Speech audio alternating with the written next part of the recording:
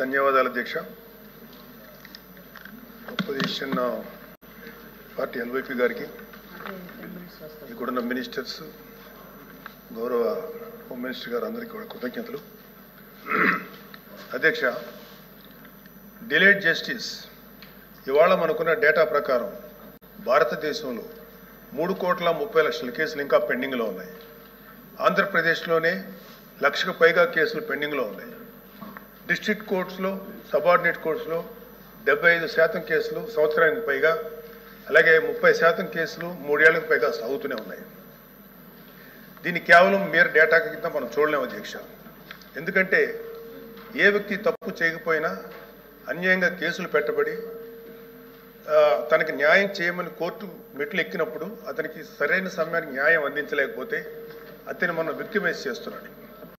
అందుకే దీని మీద మనం దృష్టి పెట్టాల్సిన అవసరం ఉంది.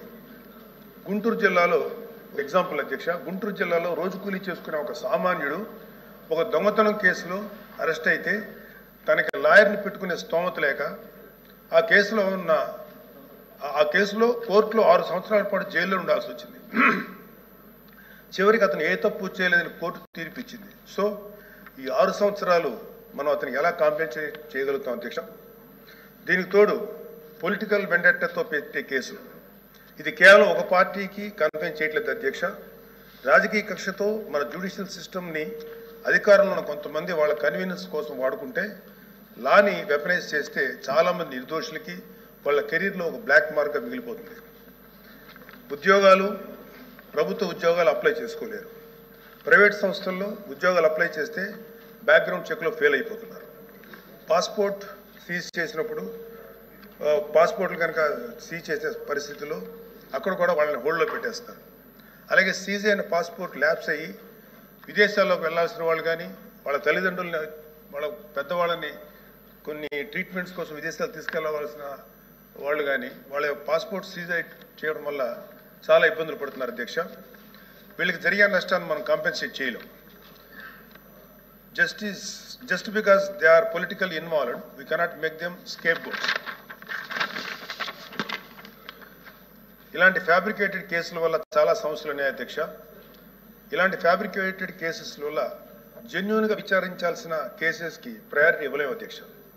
న్యాయం కోసం కావాలని అడిగే సామాన్యుడికి మన న్యాయ వ్యవస్థ మీద నమ్మకం లేకుండా చేస్తున్నాం. ప్రజాస్వామ్య వ్యవస్థనే బలహీనపరుస్తున్నట్టు గవర్నెన్స్లో మనకి మోరల్ అథారిటీ లేకుండా పోతుంది.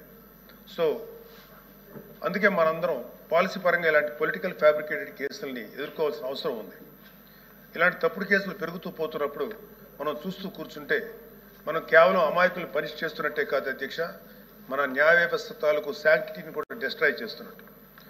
So we have to take responsibility as lawmakers, leaders and representatives to ensure that justice not delayed, justice not denied and justice misused. అందుకే ప్రతి పొలిటికల్ సెన్సిటివ్ కేసు మీద ఎటువంటి పక్షపాతం లేకుండా ఇండిపెండెంట్ రివ్యూ జరిపి ఆ తాలూకు కేసుల మీద ఇంటెంట్ మీద త్వరగా డెసిషన్ తీసుకోవాలి అధ్యక్ష. న్యాయ వ్యవస్థ త్వరగా పనిచేయడానికి జ్యుడిషియల్ వేకెన్సీస్ని ఫిల్ చేయడంలోనూ, ఫాస్ట్ ట్రాక్ మెకానిజంని క్రియేట్ చేయడంలోనూ సమగ్ర దృష్టి పెట్టాల్సిన అవసరం ఉంది అధ్యక్ష. ఇవి ఏవి కూడా లగ్జరీస్ కాదు, నెసెసిటీస్ అధ్యక్ష. So what I want to end with a powerful quote by doctor BR Ambedkar. However good a constitution may be, it is sure to turn out bad because those who are called to work, it happened to be a bad law. మన రాజ్యాంగం ఎంత గొప్పది అయినప్పటికీ దాన్ని అమలు చేసే నాయకులు సరిగ్గా లేకపోతే గొప్ప రాజ్యాంగానికి విలువ లేకుండా పోతుంది అధ్యక్ష. Let us not be that bad lot. Let us be the generation of lawmakers who stood up and made justice.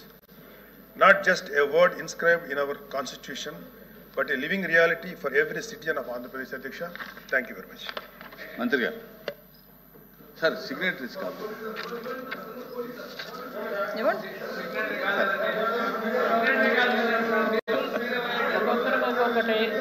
Home Minister garu emmannaru kaadu, Lokesh garu Home Minister garu oppunnaru.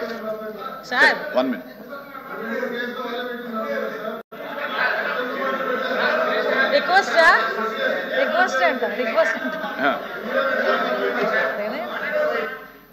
Yesaratnam గారు చెప్పండి. యేసరత్నం గారు చెప్పండి. మీరు సూటిగా మీ ప్రశ్న. అధ్యక్ష, గౌరవ సభ్యులు 19 నుంచి 24 మాత్రమే అడిగారు. అధ్యక్ష 19 నుంచి 24 వరకే అడిగారు. అధ్యక్ష, నేను కోరుకుంటున్నాను